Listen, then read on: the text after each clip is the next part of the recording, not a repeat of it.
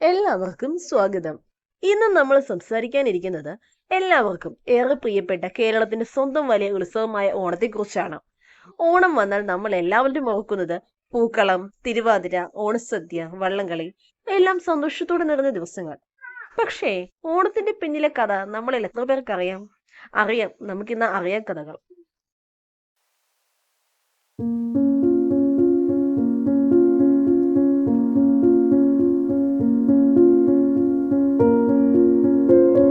ഓണം ഇന്ന് കാണുന്ന പോലെ വലിയൊരു ആഘോഷമായിരുന്നു എന്ന് പറയാനാവില്ല. വളരെ പഴയ കാലത്ത്, ആയിരക്കണക്കിന് വർഷങ്ങൾക്ക് മുൻപ്, കേരളത്തിലെ ജനങ്ങളുടെ കൃഷിയാണ് ജീവിതം.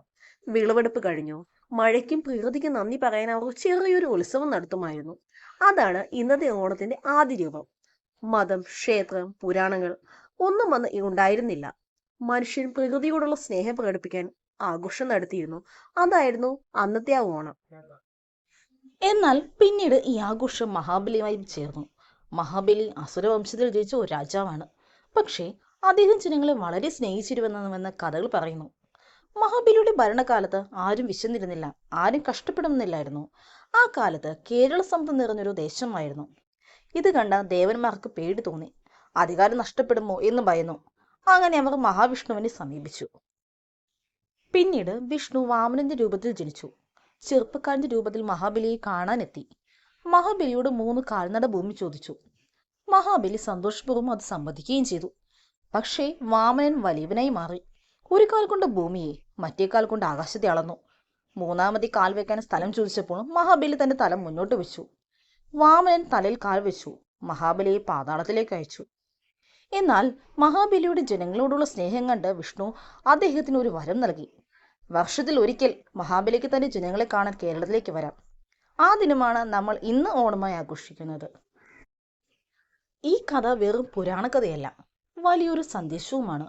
മഹാബലി തന്റെ അധികാരം ജനങ്ങളുടെ സുഖത്തിനായി ത്യജിച്ചു. ജനങ്ങൾ ഇന്നും അതേ സ്നേഹത്തോടെയാണ് ഓർക്കുന്നത്.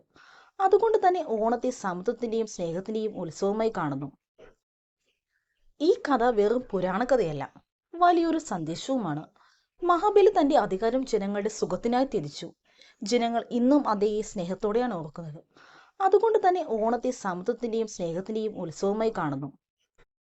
എന്നാൽ ചില ചരിത്രകാരന്മാർ പറയുന്നത് ഓണത്തിന്റെ വേരുകൾ ദ്രാവിഡ സംസ്കാരത്തിലാണ്.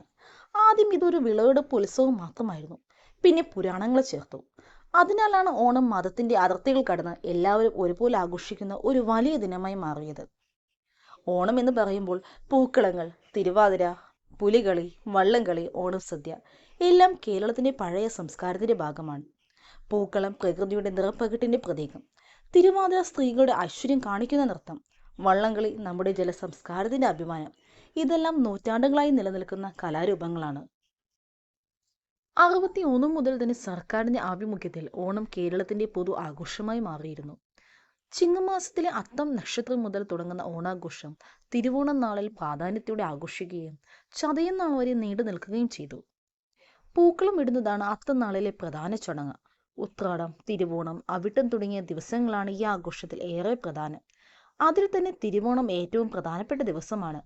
ഉത്രാടപ്പാച്ചിൽ എന്നത് തിരുവോണത്തിന് വേണ്ടിയുള്ള ഒരുക്കങ്ങളുടെ ഭാഗമായി പറയുന്ന വാക്കുകൂടിയാണ്. ഈ വാർഷിക ഗ്രിഗോറിയൻ കലണ്ടറിൽ ആഗസ്റ്റ്, സെപ്റ്റംബർ മാസങ്ങളിലും മലയാളം കലണ്ടറിൽ ചിങ്ങം മാസത്തിലുമാണ് ഓണം വരുന്നത്. ഇതിനെല്ലാം പുറമെ തന്നെ ഓണത്തെക്കുറിച്ച് ചില വിചിത്രമായ കാര്യങ്ങളും പറയാം. കേരളത്തിലെ എല്ലാ മതക്കാരും ഒരുപോലെ ആഘോഷിക്കുന്ന ഏക ഉത്സവമാണ് ഓണം. ചില പണ്ഡിതന്മാർ പറയുന്നത് ഓണത്തിന് ബുദ്ധമതത്തിന്റെയും ജൈനമതത്തിന്റെയും സ്വാധീനമുണ്ടെന്നും, എന്നാൽ പഴയ രേഖകൾ പ്രകാരം ഓണക്കാലത്ത് കേരളം സമ്പന്നമായിരുന്നുവെന്നും പറയപ്പെടുന്നു. കാരണം ആ സമയം കൃഷി വിളവെടുപ്പിന്റെ കാലമായിരുന്നു. ഓണം നമ്മെ ഓർമ്മിപ്പിക്കുന്നത് എന്താണെന്ന് നോക്കൂ. സ്നേഹവും ഐക്യവും സമത്വവും മലയാളിയുടെ യഥാർത്ഥ മുഖവുമാണത്. ഇന്ന് നമ്മൾ സദ്യ കഴിക്കുമ്പോഴും പൂക്കളം ഒരുക്കുമ്പോഴും പാട്ട് പാടുമ്പോഴും നമുക്ക് മനസ്സിലാക്കാം, ഓണം വെറും ഉത്സവമല്ല, നമ്മുടെ സംസ്കാരവും ചരിത്രവും ചേർന്നൊരു അഭിമാനമാണ്. ഇതാണ് ഓണത്തിന്റെ പറഞ്ഞു കേൾപ്പിക്കാത്ത ആ കഥ. അടുത്ത തവണ നിങ്ങൾ ഓണം ആഘോഷിക്കുമ്പോൾ മഹാബലിയുടെ കാലത്തെ സമത്വവും സ്നേഹവും കേരള കാർഷിക പാരമ്പര്യവും ഓർക്കാൻ മറക്കരുത്. മറ്റൊരു വിഷയമായി നമുക്ക് വീണ്ടും കാണാം.